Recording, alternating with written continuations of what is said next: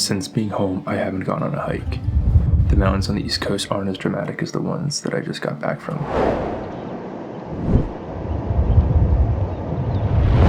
So if you haven't checked out those videos, I'll link them up here. The East Coast mountains, they don't have the glaciers, high summits, or a fraction of the noteworthy trails, but they're beautiful in their own right.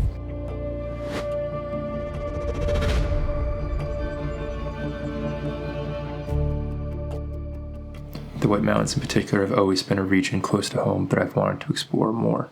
So with the itch to go backpacking again, I found the Pemmy Loop, a really iconic 32-mile loop that traversed many of New Hampshire's 4,000-foot summits.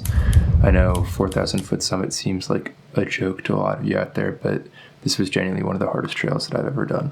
I think 10,000 feet of gain, scrambling, rugged trails. It was just really difficult stuff.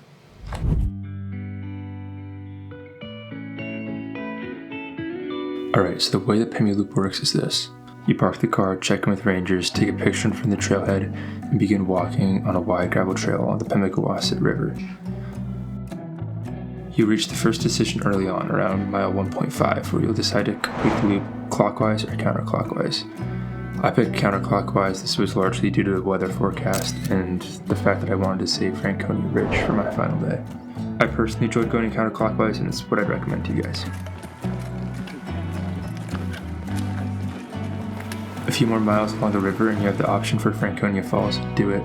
Go swimming, sit back, relax, cool down. Really cool spot worth going to.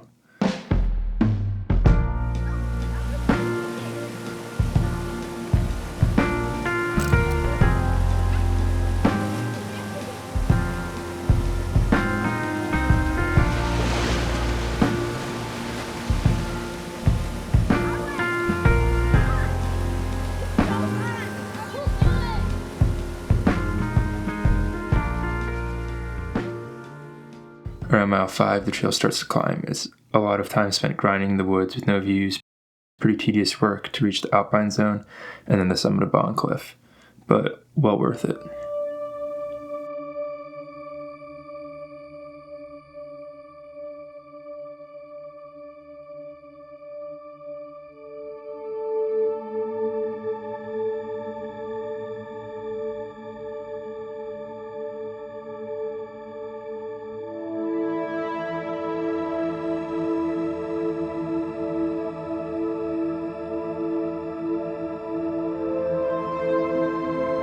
Once the bonds, our views opened up, you can see the peaks we were going to summit for the rest of the trip.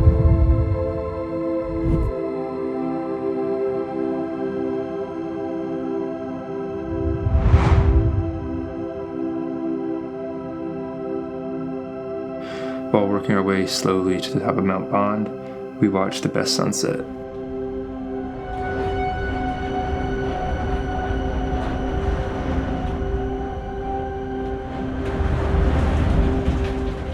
Generally, one of my favorite memories of the trip was watching my dad whip out his newly purchased camp chair after a few hours of struggling to the top and just sitting back and watching the sun go down. It was pretty cool. The views up here were amazing and an incredible reward for a hard day.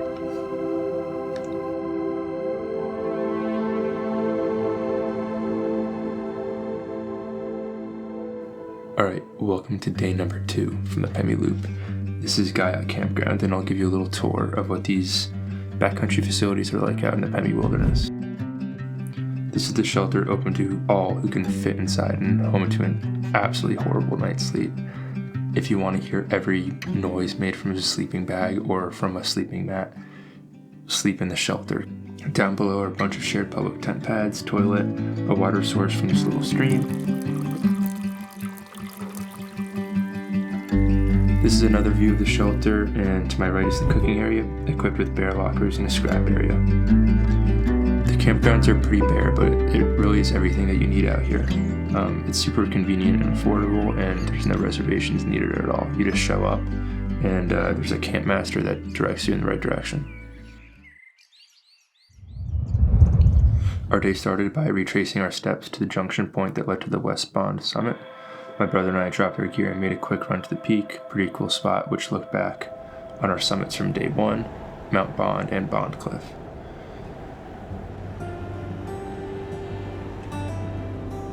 From there we picked up steam, enjoyed the open views to the summit of Mount Gio. and trudged to the steep slopes of South Twin.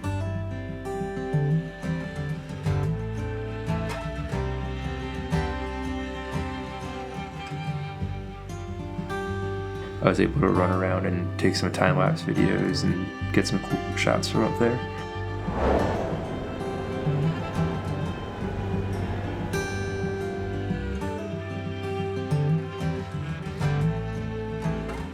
The weather turned pretty quick and it got really cold, so we descended down to Galehead Hut.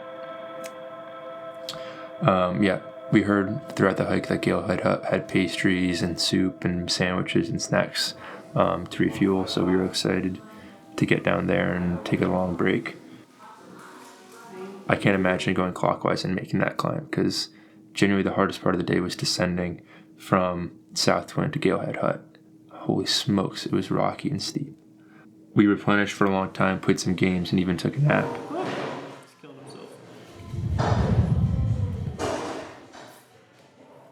At this point, we had a mere 3 miles back to camp, and we were all feeling pretty beat up, to be honest.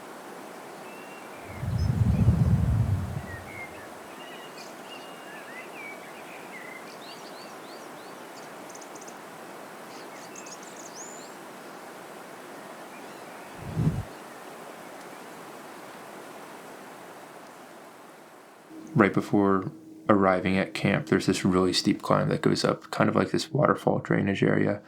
And it was really the final straw, I think, for my dad and my brother. And we knew there was going to be some tough decisions made for day 3. Something that's really good about the Pemmy Loop is that there's this built-in bailout trail.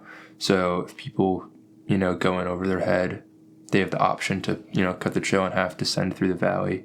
The trail is ruthless, so having the bailout option is really good, and it was very valuable for my brother and my dad, who decided to take it on day 3. So I was left alone on probably the most scenic day and the hardest day. The morning started with Pemmy Airfield, which had incredible views illuminated by the soft morning light.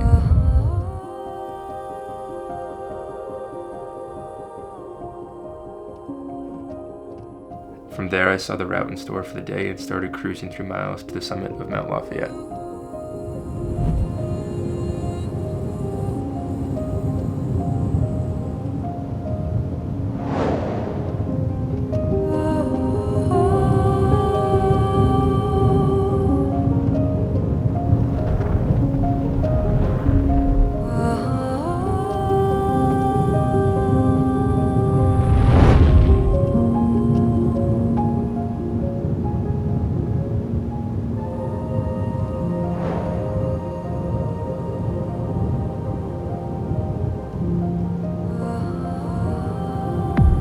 From there, I took my time and just enjoyed Franconia Ridge.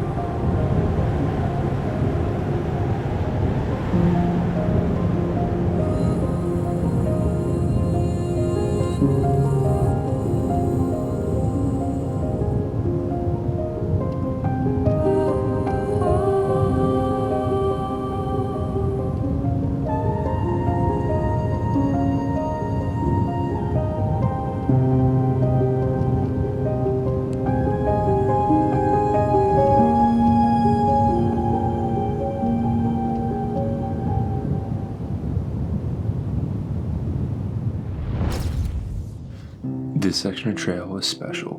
Rocky, exposed ridgelines matched with expansive views. You could see green stretch on for miles and miles, with every twist and turn and additional summit adding a new perspective and surprise.